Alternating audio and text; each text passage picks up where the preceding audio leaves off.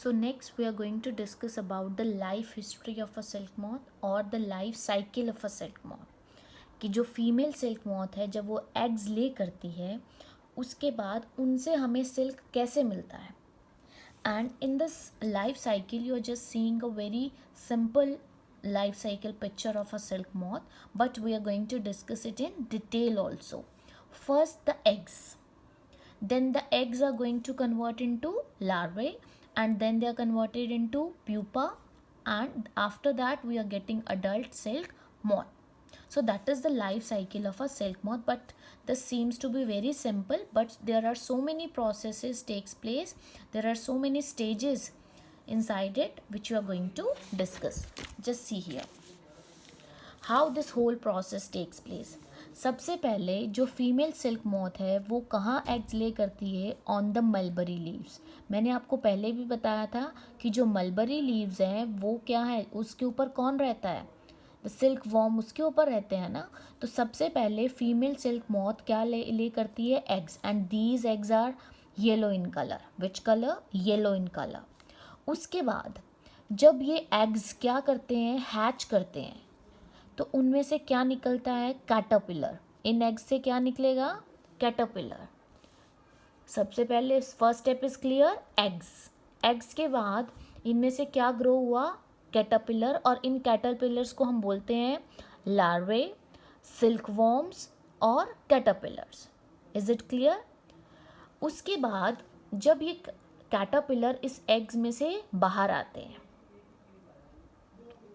After this अब caterpillars को क्या खाना है, the caterpillar will eat this mulberry leave. इस लीव्स को वो खाएंगी और क्या होती जाएंगी, these caterpillars they are becoming bigger and bigger by eating the mulberry leaves. और वो अपनी स्किन को भी कई बार शेड करती हैं.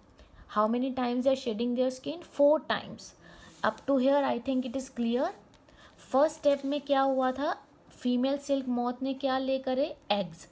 उन एग्स में से क्या निकले, लार्वे. और ये लार्वा कैसे ग्रो हुआ, how it grows, by eating mulberry leaves. Is it clear. उसके बाद क्या होता है, जब कैटरपिलर बड़ा होता जा रहा है तो वो अपने आप को नेक्स्ट स्टेज में पहुंचता है. वो अपने आप को नेक्स्ट स्टेज में पहुंचने से पहले क्या करता है, then the next stage is called pupa. यहाँ तक पहुँचने से पहले वो क्या करता है, कैटरपिलर अपने अराउंड एक कवरिंग बनाता है, and that covering is called cocoon. Caterpillar अपने तरफ चारों तरफ क्या बनाता है, कवरिंग. जैसे हम अपने आप को ब्लैंकेट से कवर करते हैं, उसी तरह कैटरपिलर अपने आप को कैसे कवर करता है, ककून बना के. वो कैसे ककून बनाता है, वो अपने हेड को साइड टू साइड स्विंग करता रहता है, हिलाता रहता है. किस फॉर्म में, इन द फॉर्म ऑफ एट. जैसे एट में ऐसे ऐसे घूमता है ना, तो उसी तरह वो अपने हेड को क्या करता रहता है, स्विंग करता रहता है. और उसके सिर में से क्या निकलता है, एक फाइबर निकलता है. और उस फाइबर जब वो हवा के कांटेक्ट में आता है, एयर के कांटेक्ट में आता है, तो वो सॉलिड बन जाता है. It is going to be hard बन जाता है. एंड this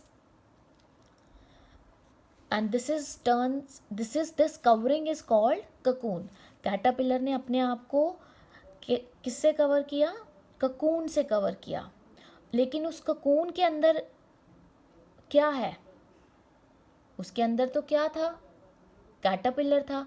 अब कैटरपिलर किस में कन्वर्ट होगा, caterpillar is converting into pupa. Is it clear. जो हमारा एग था, एग किसने ले किए थे, फीमेल सिल्क मॉथ ने. वो जब हैच हुए उनमें से क्या निकला, larva.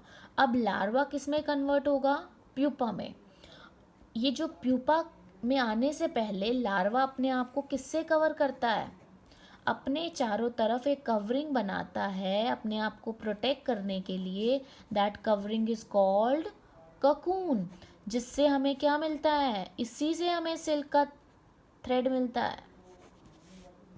This covering is very important. And उसके अंदर जो स्टेज है, that stage is pupa. Covering के अंदर क्या है, अब it is there is caterpillar and cocoon, and the next stage is pupa. It is the non feeding stage. इस स्टेज में वो अब खाएगा नहीं कुछ, ना ही वो मूव करेगा. उसके जो अंदर ऑर्गन्स हैं वो और भी ज़्यादा डिवेल्प करते जाएंगे, वो डिवेल्प होता जाएगा, and this process is called metamorphosis. And it is going to convert into adult moth. और फिर वो क्या बन जाएगा? बटरफ्लाई बन जाएगा. उसमें से ककून बाहर रह जाएगा, अलग हो जाएगा, और उसमें से अडल्ट मॉथ क्या होगा? वो फ्लाई कर जाएगा.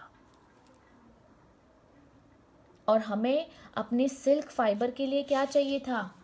We only want cocoon.